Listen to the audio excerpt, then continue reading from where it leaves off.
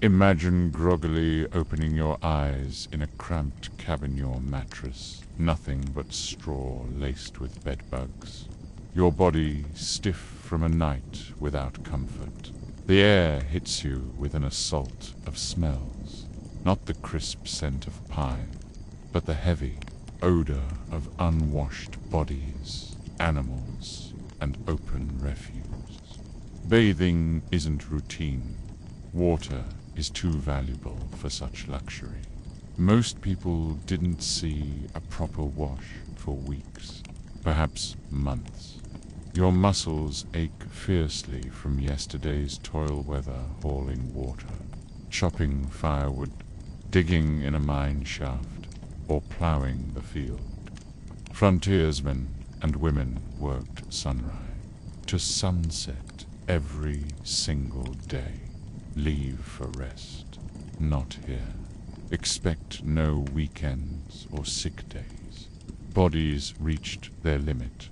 Earliest osteoporosis and arthritis were common before people even hit 40. It's no wonder life expectancy hovered around 35. Winter nights see your cabin interior dropping to freezing, sometimes 20 below, with no insulation or central heating. Summers, by contrast, turn oppressive. Every layer of scratchy, poorly cleaned fabric sticks to your sweat. Men own maybe 2 sets of hardy but uncomfortable clothes. Women endure corsets, petticoats, and long skirts regardless of the weather. Fancy outfits from movies, not here. Your stomach rumbles, so you settle for a breakfast of beans, a stale biscuit and bitter, overboiled coffee frequently laced with salt or eggshell to fight the rancid flavor. The caffeine kick, though, is welcome. You make your way to the door, but not before giving your boots a good shake. Scorpions, spiders, snakes, they all sneak in during the night. One wrong step, and you face a venomous bite, far from any help. Stepping out, the wild expanse greets you stunning and brutal. You're exposed to anything. Sudden blizzards, flash floods, tornadoes, drought. And if you're near a settlement, disease waits in muddy, manure-filled streets. Without sewers or garbage, removal, towns quickly turned into breeding grounds for cholera, typhoid, tuberculosis, and more. One outbreak could wipe out half of a town in mere weeks. Instead of picturing swinging saloon doors and melodramatic duels, imagine a single-room plank shack with raw liquor. You might even get pine tar or gunpowder in your drink. Bar fights erupt easily and end badly. Guns, ubiquitous tools, not symbols of honor. They're used for hunting, signaling, protection. And yes, violence, but not often the kind movies depict. In towns like Tombstone or Dodge City, visitors were sometimes disarmed at the gate, yet disputes, shootouts, and robberies still broke out without rhyme or reason. Medical care, grim. If you get injured, a makeshift office might patch you up, usually by bleeding. Mercury, arsenic, and a shot of whiskey or morphine. Sterilization, non-existent. Childbirth could kill a mother or a baby 1 in 4 times. And dental work was torture. A cut, an infection, or a fall could be life-ending. Lunch doesn't improve much. Tough, salted meat, overcooked stews, maybe a piece of bread. Out here, a simple can of peaches could cost the equivalent of $20 today. Supplies are expensive, and isolation is real male. arrives infrequently. News from home might take months, and loneliness feeds depression, alcoholism, and even suicide. More dangers lurk Indian conflicts, though less common than settlers. By aggression, outlaw crews, racial tension, vigilante justice replacing missing law enforcement. Courts are rare. Lynch mobs are common. Step out of line, and you might hang before nightfall, guilty or not. The frontier brings diverse people together. Chinese laborers building railroads and mining. Mexicans with deep-rooted ties to the land. Black cowboys working cattle. European peregrines forging homesteads.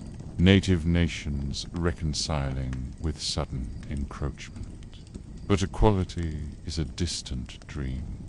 Discrimination is omnipresent. Chinese forced off claims. Mexican land seized. African Americans marginalized. Many drawn west by hope, only to find prejudice.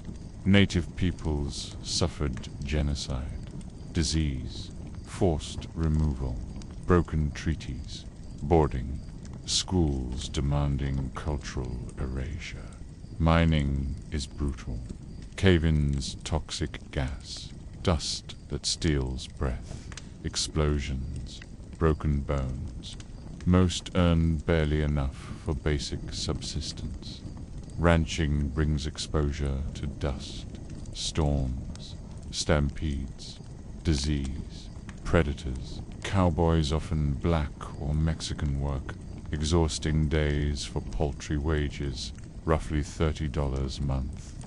Homesteading under the 1862 Homestead Act, 160 acres, if you improve it. But in arid lands, that acreage isn't enough. Farming demands back work clearing sod, battling droughts, floods, grasshoppers, and isolation. One accident could sink the whole family. Wage labor in mills or on railroads isn't safe either. Unguarded machinery, child labor, accidents, blacklisting attempts to unionize, debt via company stores. You wake with the sun and sleep soon after. Dusk. There are no clocks for a regimented scheduled just tasks to finish.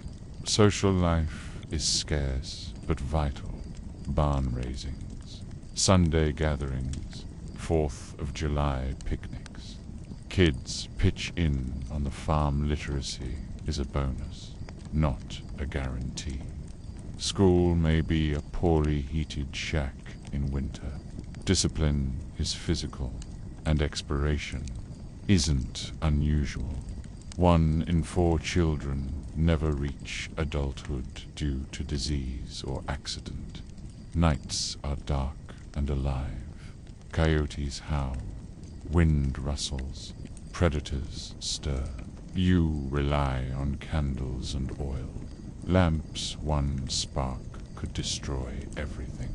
Sleep comes uneasy, alert to rattlers, bears, thieves. There's zero safety net, 0 second chances.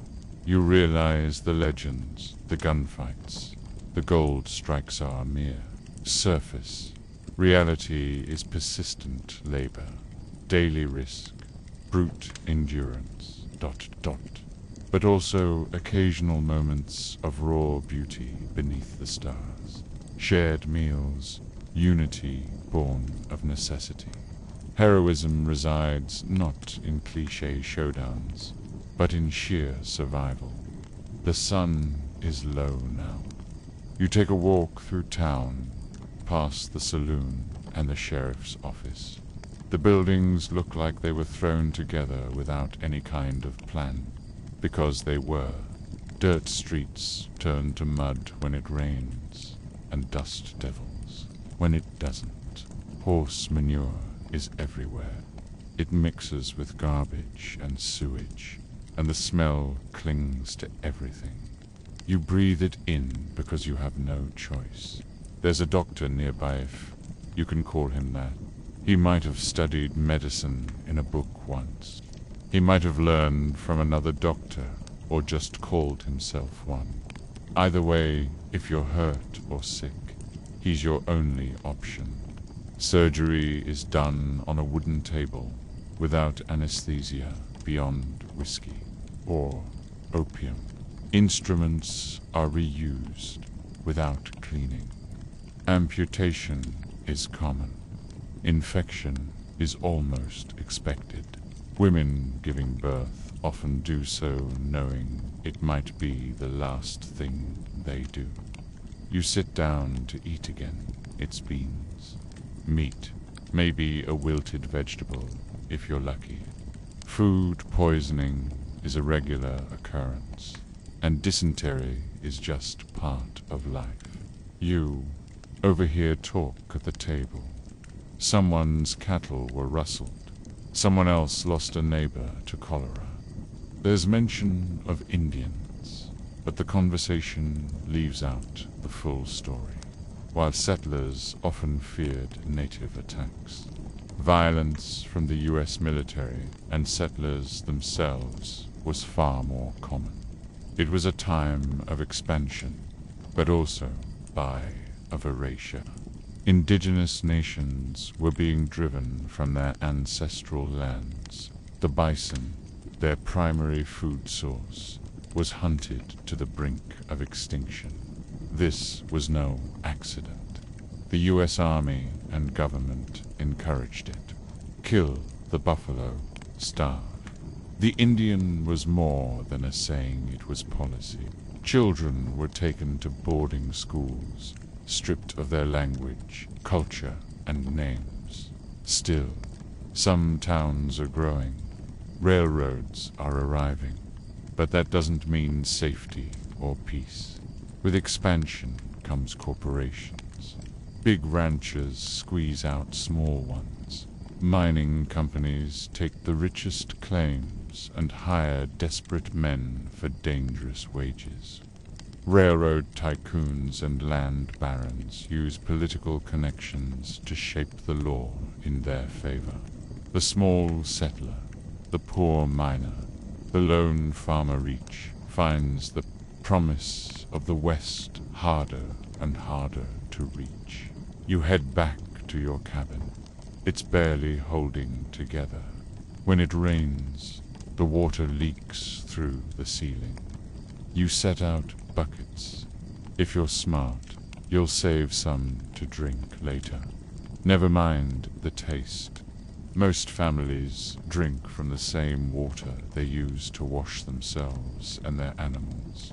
Illnesses come from the water itself, but there's no easy fix. No sanitation, no filtration. As night sets in, you light a lamp, careful not to knock it over. Fire is always a danger. A stray ember could turn your home into ash before you can react. You crawl back into your straw mattress, still crawling with bugs. Your muscles throb from another long day of labor. You don't know if tomorrow will bring better fortune or death. There are no guarantees here. The wind howls through the cracks in your walls. Coyotes call in the distance. You close your eyes and wonder if you've done enough to survive one more day in this place. You wake again with the first light, sore but alive. That alone is a small victory. You stretch, listen for movement outside. No stampede, no visitors. Good. You decide today you'll travel. Maybe just to the next town. Maybe farther. Either way, traveling out here isn't a casual affair. There's the railroad. Sure, by the 1870s, the coasts were finally linked. but you're not likely to be rich enough for a ticket. Most folks can't afford it. And unless you're traveling between big cities, the train isn't going where you need it to. If you're going anywhere, it's on horseback, by wagon, or on foot. If you own a horse, you're lucky, and you've likely sacrificed for it. A good one might have cost several months' wages. Then there's the feed, the gear, the care. If it breaks a leg or gets sick, that's the end. The saddle isn't made for comfort, either. It's about function. Long rides leave you sore, blistered, and exhausted. Horses spook easy, too. If yours bolts at the sight of a snake or a shadow, you could be thrown. No ambulance is coming. No horse. You go by wagon if you have one. Buy and forget everything you've seen in movies. These things bounce like crazy. No shocks, no cushions. Just you, your bones, and every rut and rock in the trail. Roads are usually just packed dirt, mud in rain, dust in dry spells. Wagons break down, wheels snap, axles split. And when you're 20 miles from the nearest help, you fix it yourself, or you sit. You've heard about people going West California, Oregon, the great overland trails. You've probably heard stories of fortune, Pern, freedom. But the reality is, these routes are deadly.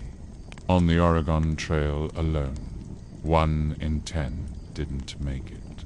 That's 40,000 people who started the trip and never saw the end. The most dangerous threat, disease, cholera in particular. You could feel fine in the morning and be buried by nightfall. It spreads fast through bad water, which is just about everywhere. Other illnesses, typhoid, dysentery, mountain fever. They take children, the elderly, and the unlucky, and medicine. Either there isn't any, or it doesn't work, if you have. To cross a river, you better pray. There might be a ferry. There might be a ford. Or you might have to float your wagon across, literally. One mistake, and you're underwater.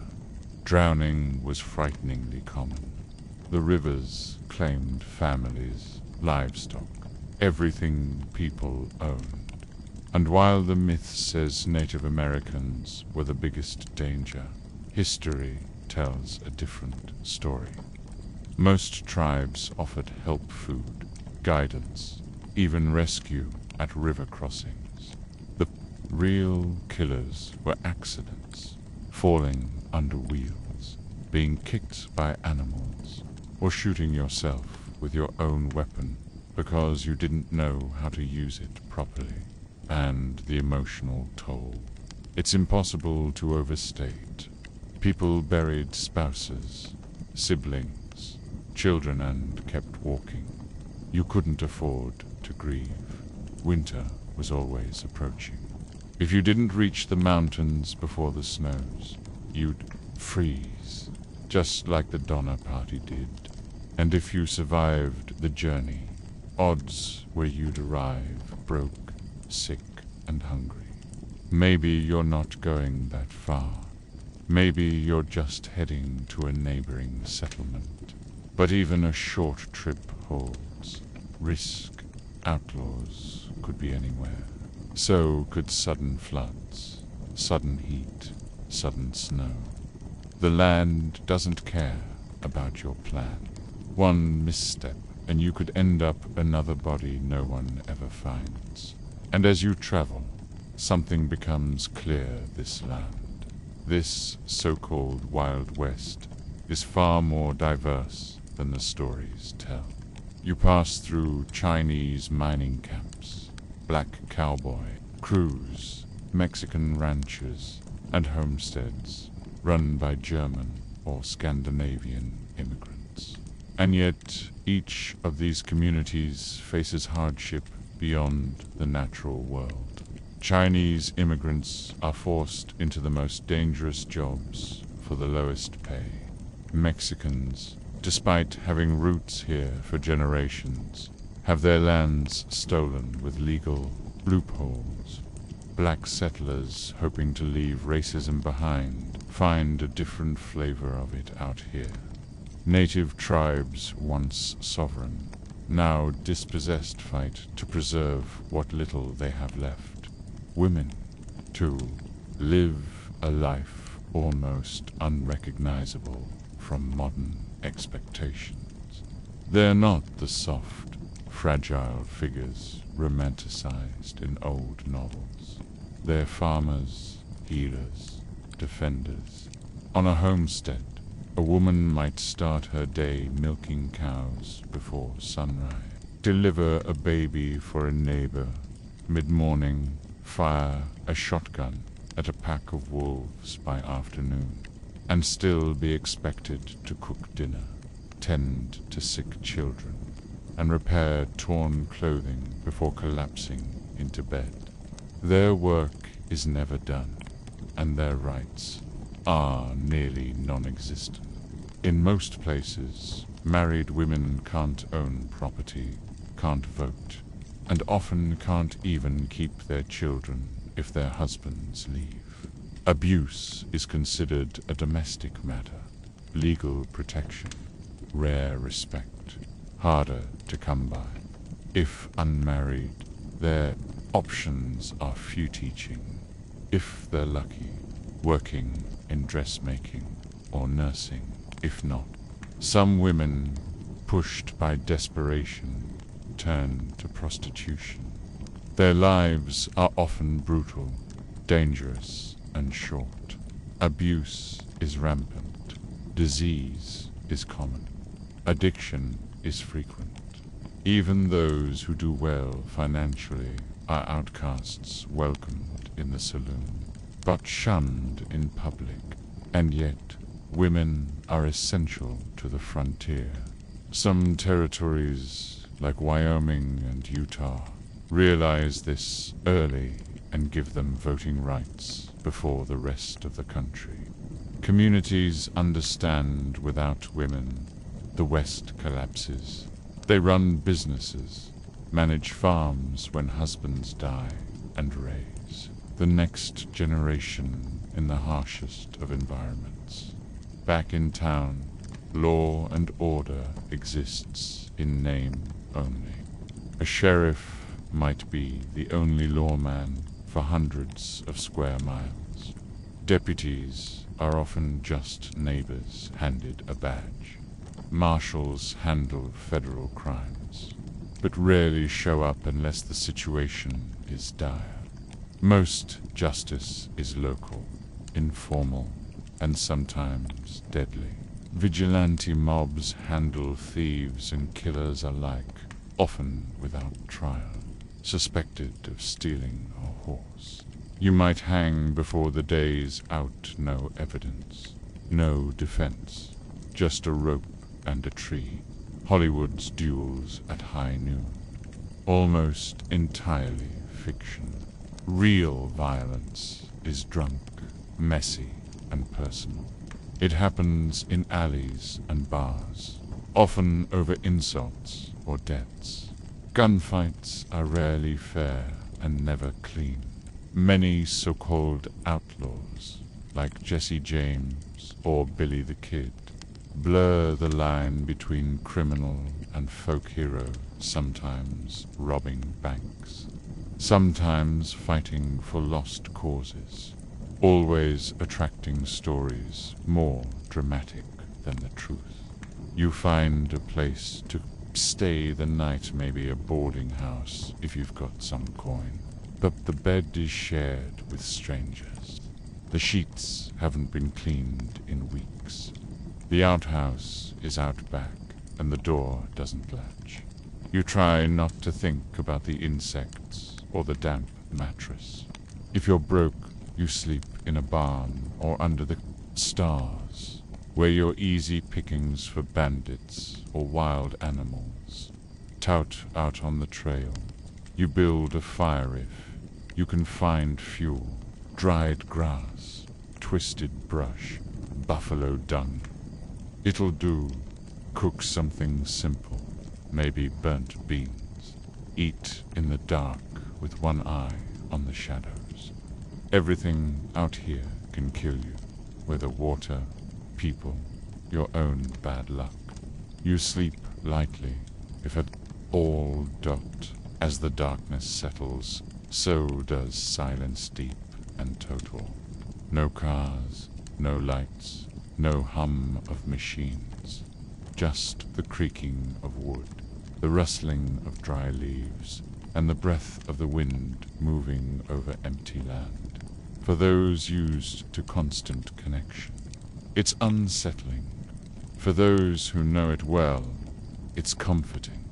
It's in that stillness that you understand the mental toll of life out here. Exhaustion isn't just physical, it's emotional. Constant watchfulness drains you.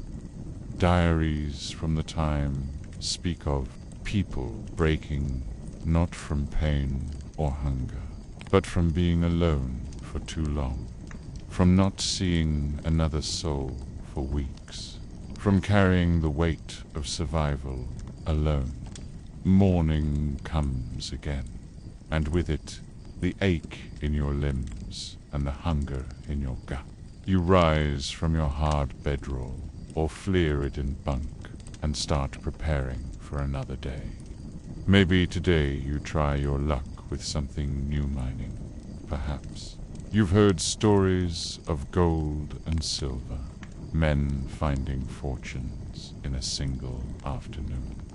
But the stories leave out the rest. To start mining, you'd need to find land that hasn't already been claimed, which by the 1870s is nearly impossible. If you do, you must register it, pay fees, and start digging. If you're working for yourself, you're panning in icy streams all day. You'll be bent over, your hands raw from water and grit, your back screaming. And after a full day of work, if you're lucky, you've collected a few flecks of gold-worth pennies. Or maybe you go into hard rock mining. You crawl into tunnels barely big enough to turn around in, chipping away at the rock in the dark, inhaling dust that will destroy your lungs. You're surrounded by the threat of collapse, of gas leaks, of explosions from poorly set charges. There are no regulations, no safety equipment. One wrong move, and you're buried alive. Even if you avoid disaster, the long-term effects are dire. Black lung, mercury poisoning, hearing loss from endless blasting, twisted limbs from cave-in-seas are the miner's inheritance. There's no compensation, no insurance. If you're hurt, you're just out of luck. The pay is terrible, barely enough to survive. Meanwhile, the men who really get rich are the saloon owners, storekeepers, and bankers.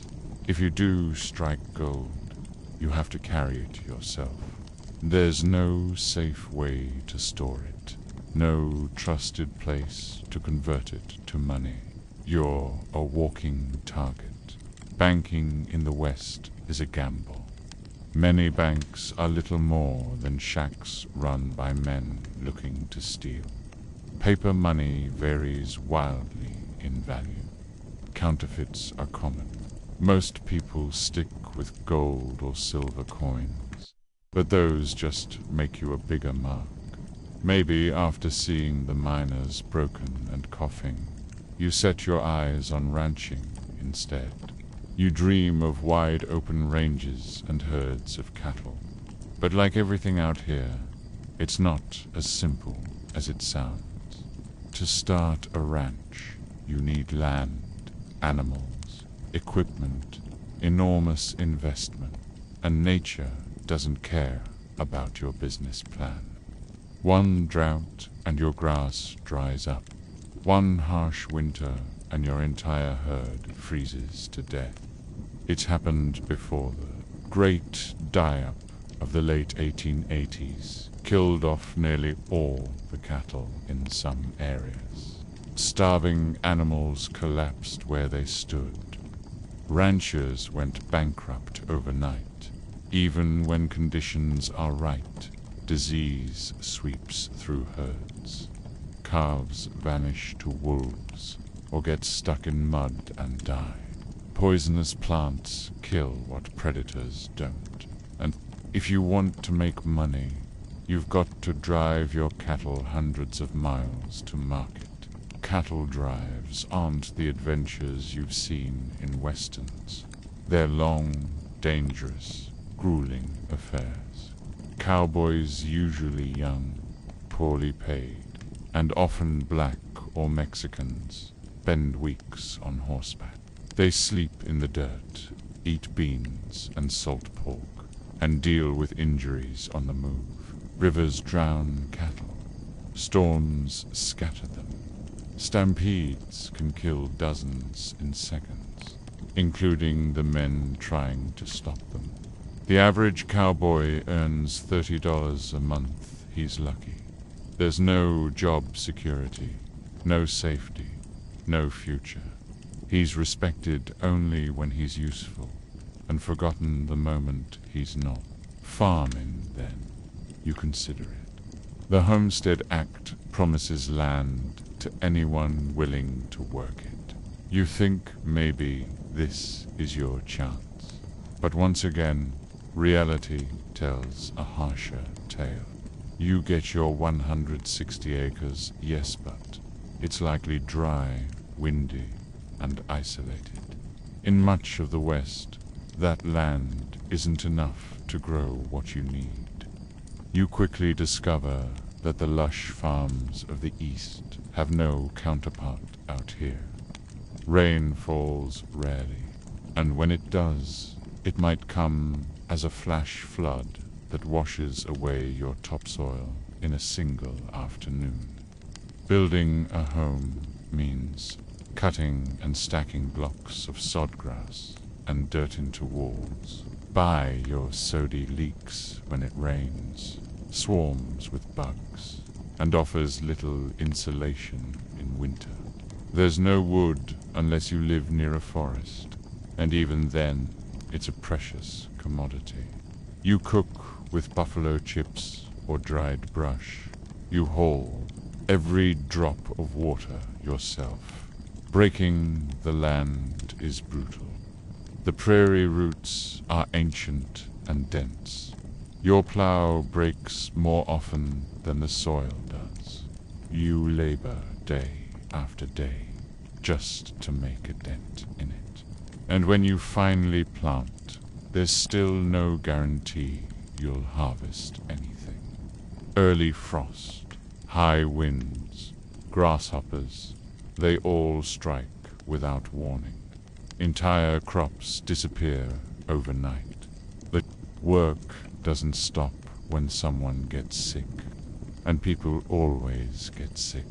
If it's planting time or harvest time, you work through fever, pregnancy, broken bones. You have to. One bad season can mean starvation. Women give birth with no help except perhaps another neighbor woman who's also had a few babies herself. There are no doctors, no prenatal care, no clean tools. If something goes wrong, you hope you survive. Many don't. Even if you manage to raise a decent crop, you'll need to get it to market.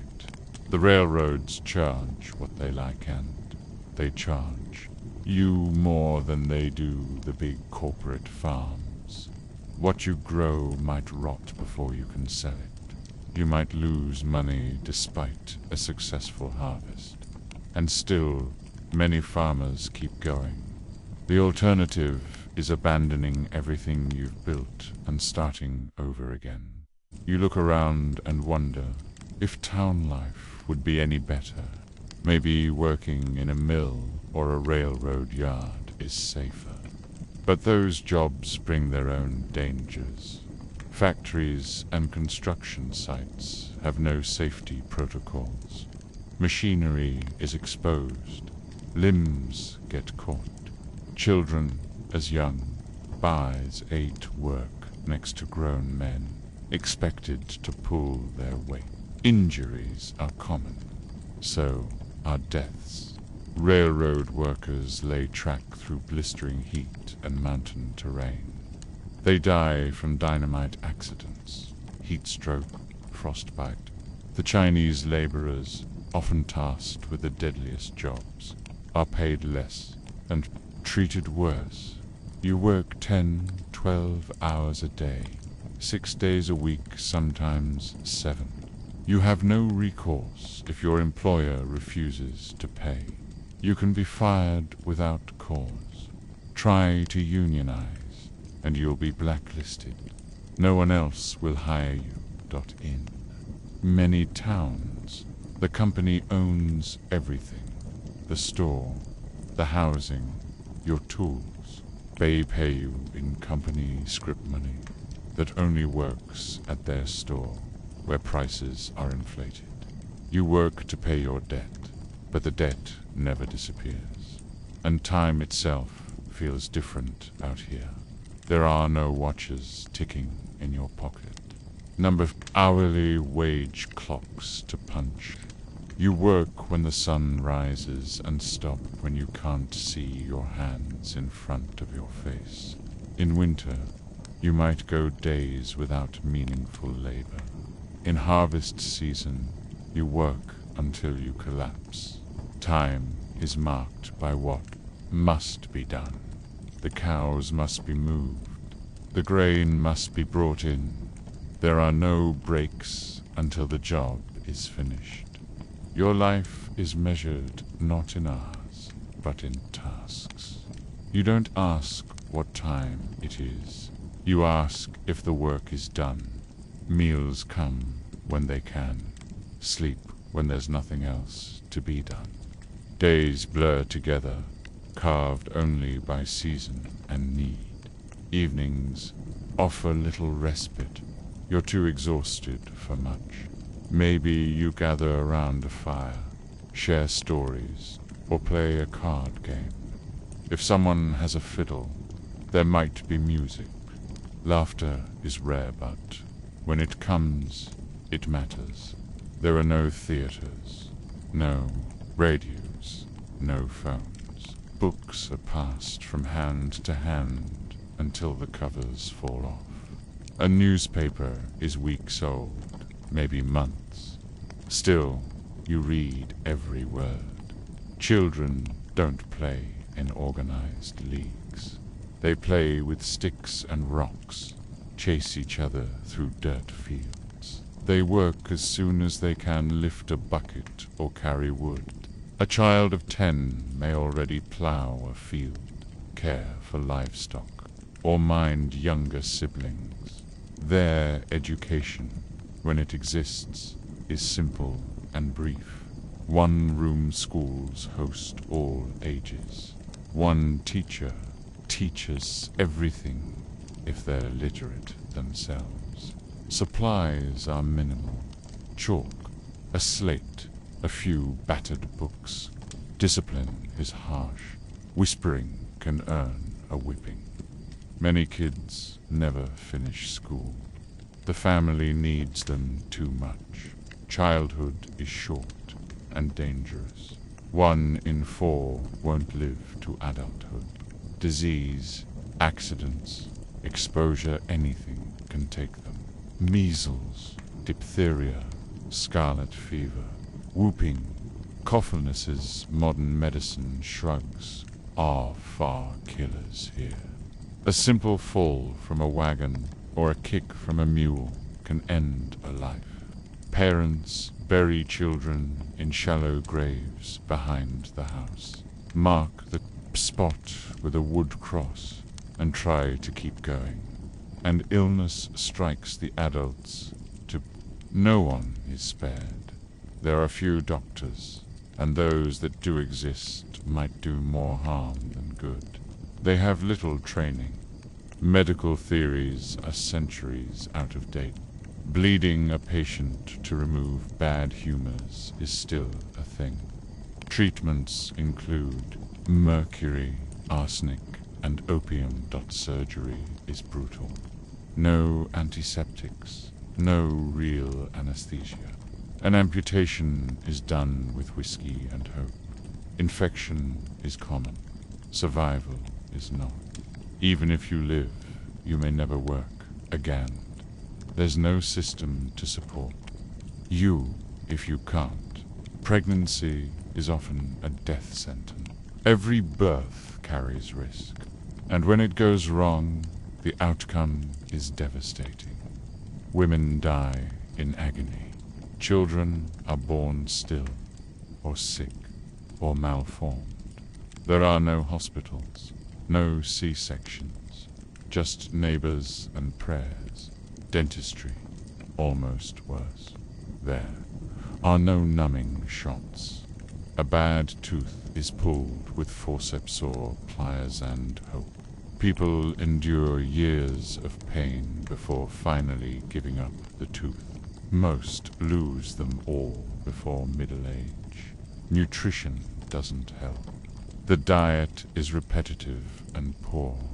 Beans, cornmeal, pork fat, fresh fruit and vegetables exist only a few weeks a year. Winter brings scurvy, malnutrition, weakness. Salt preserves. Meat, but too much salt damages the body. Food spoils. Rats and bugs get into the flour, into the rice, into everything. You eat it anyway. There's no choice. And still, people survive. Some even thrive. They adapt. They build. They carve life, prige from this wilderness. But the cost, it's staggering.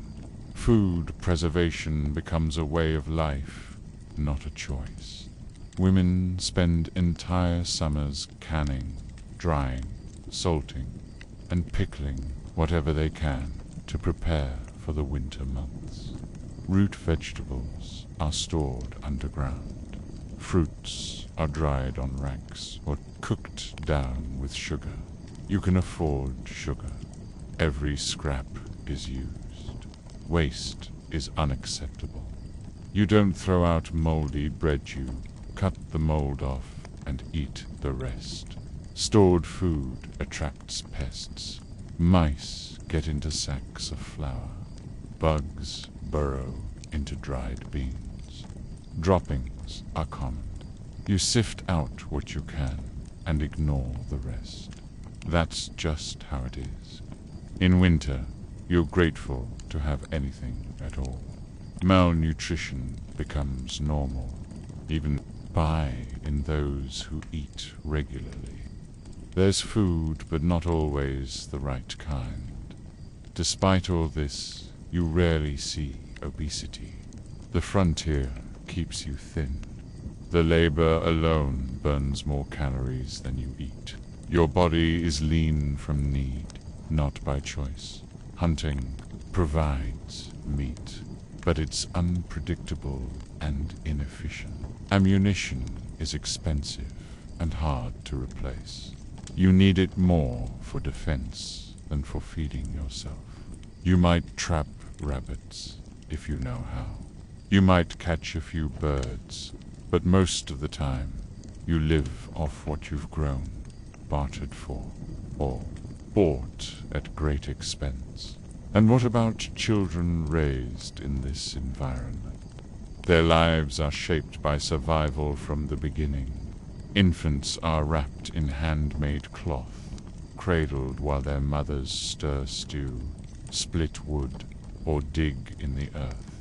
They grow up fast. By age 6 or 7, they fetch water, feed animals, and protect younger siblings. By 10, they're expected to handle near-adult responsibilities. They witness everything: birth, death, butchering, violence. There's no effort to shelter them. Life is direct, real, often brutal, and yet they carry on, hardened early by the land and the expectations of their families. Schooling, when available, is inconsistent. Classes are held in makeshift buildings with a single teacher covering all ages.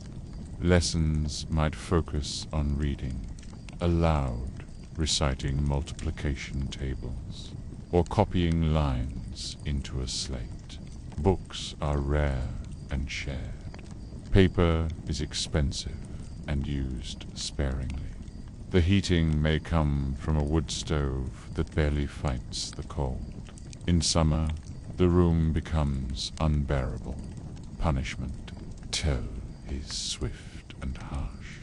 Corporal discipline is the rule. Fail to memorize a passage, whisper to a friend, or look the wrong way, and you might get whipped.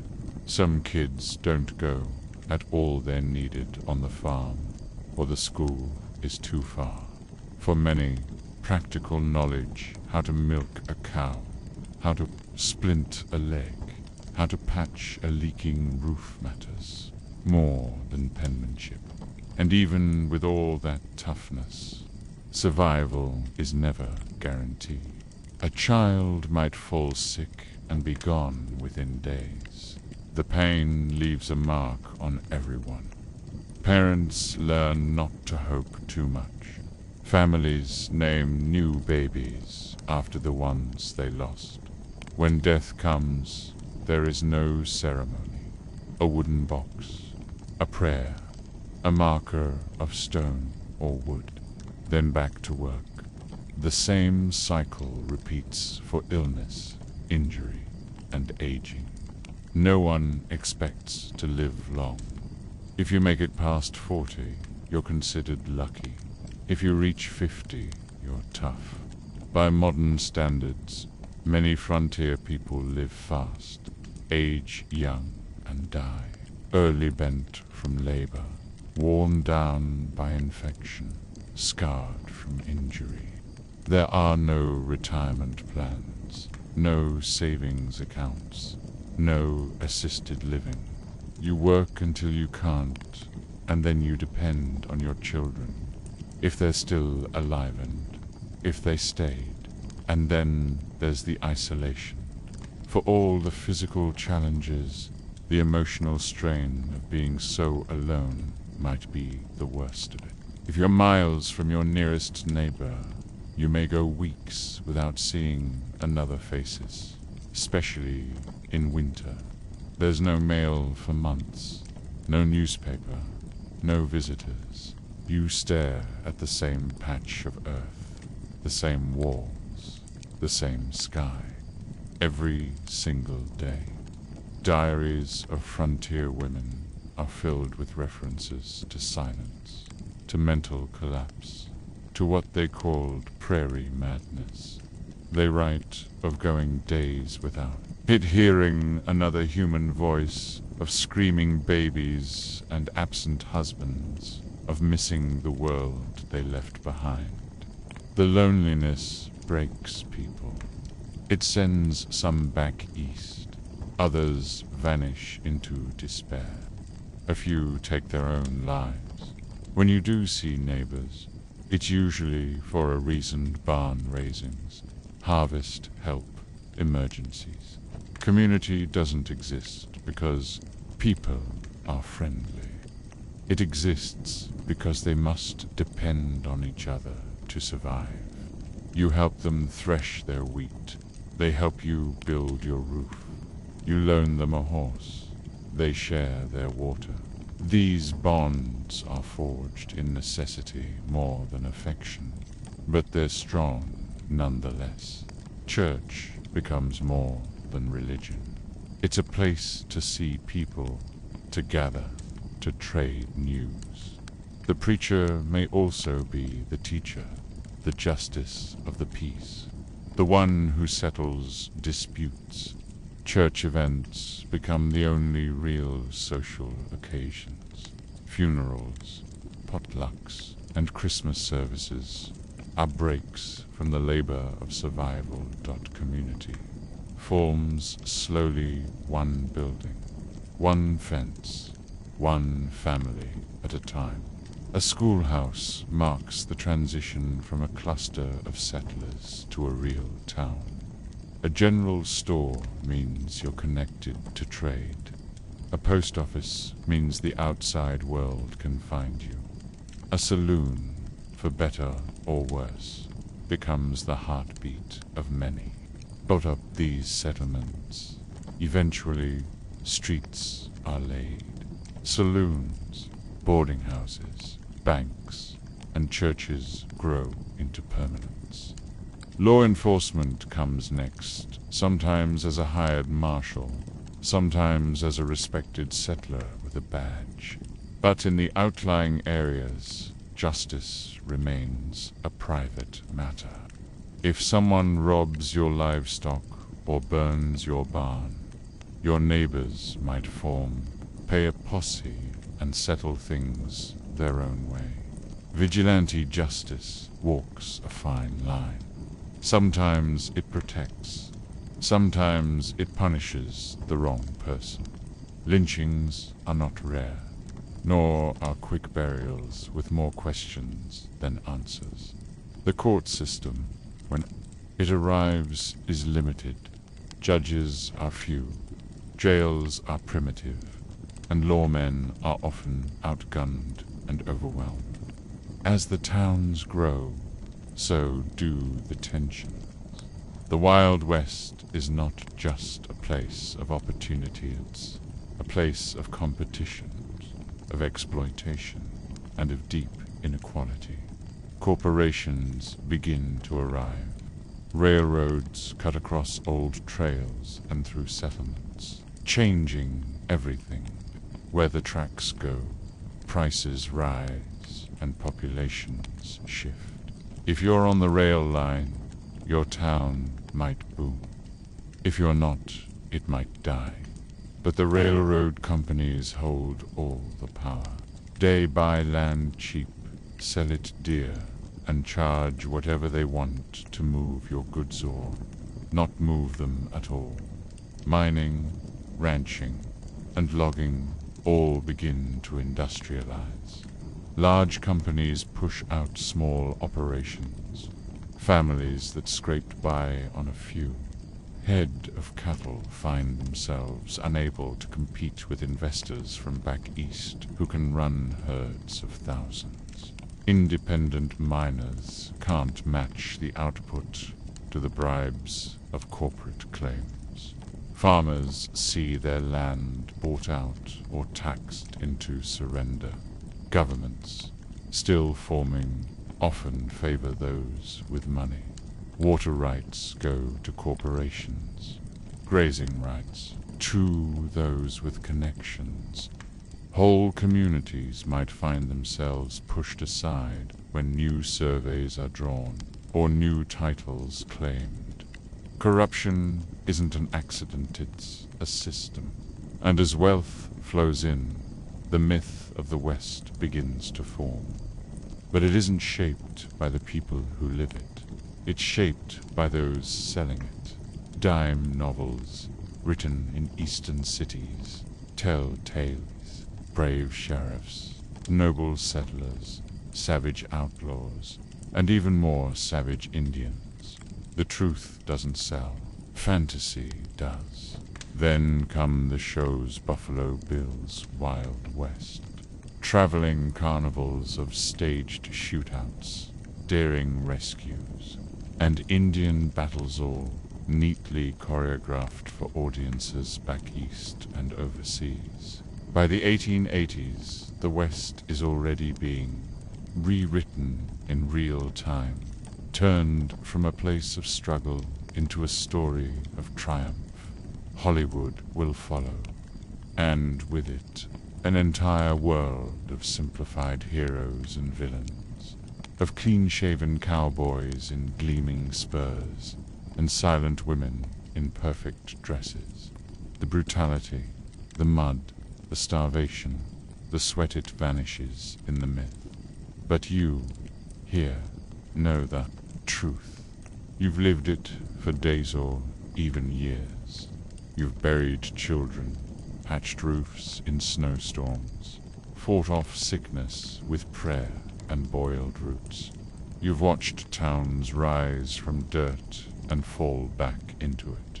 You've known people not as symbols, but as neighbors, some kind, some cruel, all shaped by this land.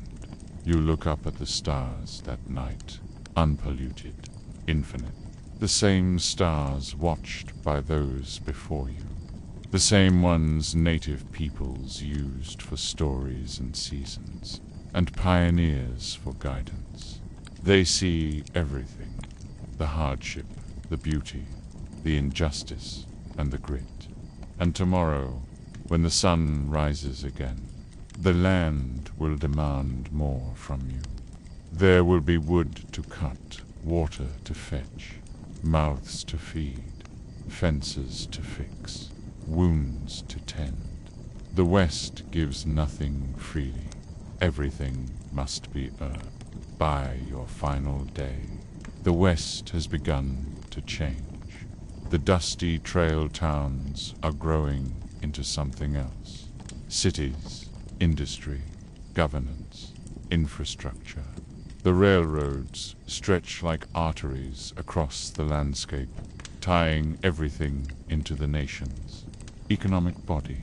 What was once weeks of perilous travel by wagon is now a few days by train if you can afford it. The individual prospector, the lone homesteader, the drifting cowboy, they're being replaced. Corporate interests are carving the land, not with plows, but with contract. Railroad companies lay claim to vast tracts. Timber barons level entire forests. Mining conglomerates buy out entire mountainsides. Politics changes to territorial governments form. States emerge. Laws solidify.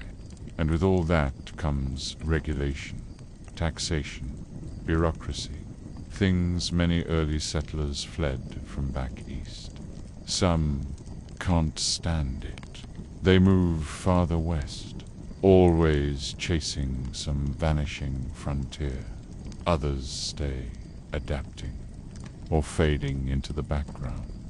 You begin to hear less about range wars and stagecoach robberies, more about land deeds, water rights, and freight contracts, less about duels, more about stock shares and company holding.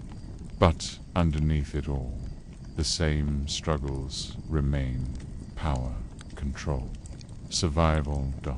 And just as the real frontier begins to fade, the myth of it explodes.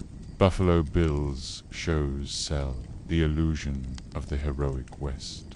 Dime novels fill shelves with tales, both outlaws and marshals. The real stories are buried. The broken bodies of miners, the orphaned children of childbirth deaths, the cultural erasure of native nations. These don't sell tickets. They don't sell books. The great names emerge: Jesse James, Billy the Kid, Wyatt Earp. All are filtered through layers of exaggeration. Earp, who was as much gambler and brothel owner as lawman.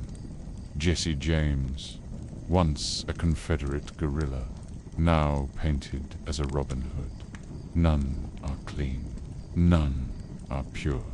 But the stories insist they are. The mythology serves a purpose. It creates a narrative Americans can be proud of.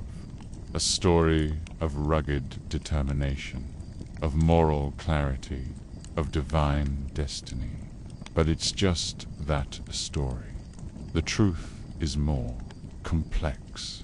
It's about dispossession as much as opportunity, about death as much as growth, about sweat and starvation as much as ambition.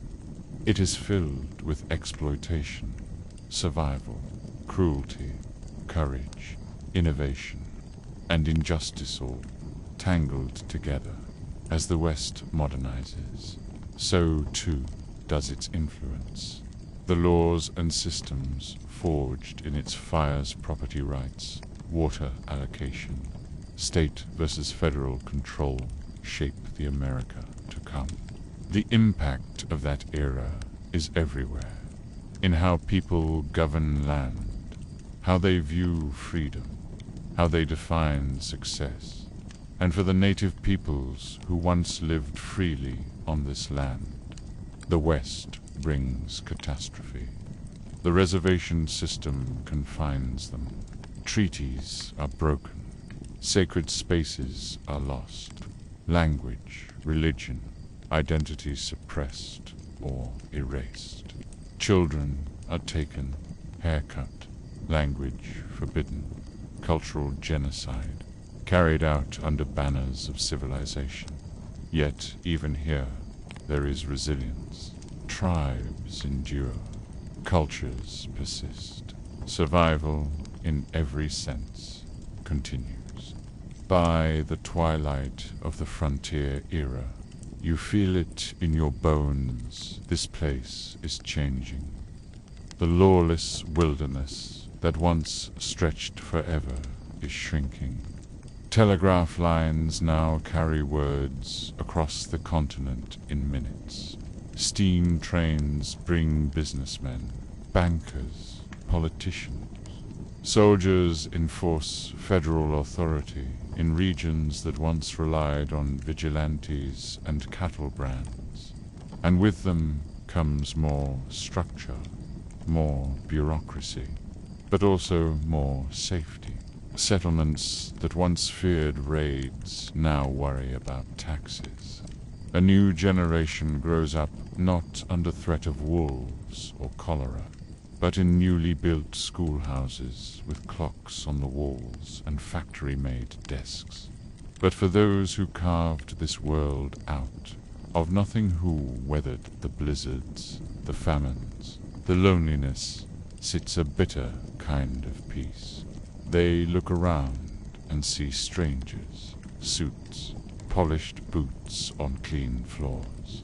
The grit, the hardship, the sacrifices already being forgotten, replaced with legend. And you, the settler, the laborer, the cowboy, the mother, the fighter, you realize you've lived not in the shadow of myth, but in its foundation. Your daily battles, your grief, your perseverance, that was the West, not the stories, not the gunfights on dusty streets, but the everyday choices that let your children live one more day. As you step outside one evening, the sun setting low, you see what the myth makers never show.